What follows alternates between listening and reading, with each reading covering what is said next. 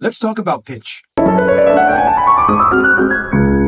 Can you tell the difference between these two sounds? If something is far away, it looks smaller, like a plane in the sky. If something is close up, it looks big, like that same plane in front of you. Imagine sounds increasing or decreasing in height by moving up or down a ladder. The word pitch will describe the degree of highness or lowness of a sound. Here is an example. This is a high pitch, and this is a low pitch.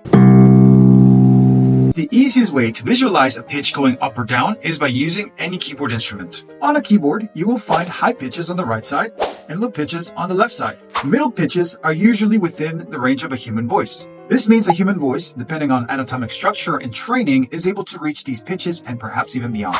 In order to indicate which pitch range or side of the keyboard that you're in, we use these two symbols. This symbol is called the treble clef. The treble clef indicates mid to high pitch range sounds.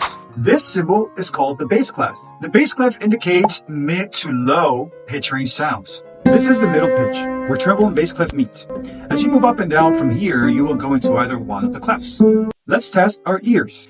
This line between the pitches will represent the middle pitch, where both clefs meet.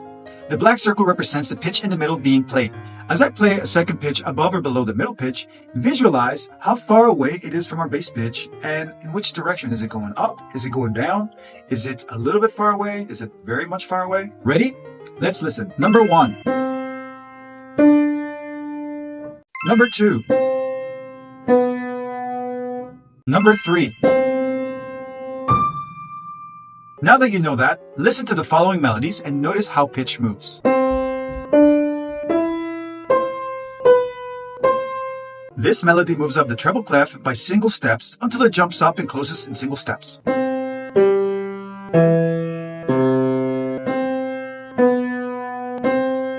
The pitches in this melody move down the bass clef by skips and then return to the middle pitch. It closes with an adjacent pitch.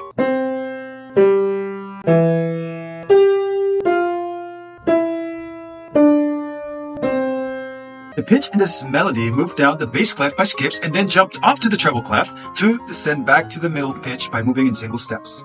Next time you see a piece of sheet music, you will recognize the treble and bass clefs and understand why all the dots in it, which represent pitch, go up and down.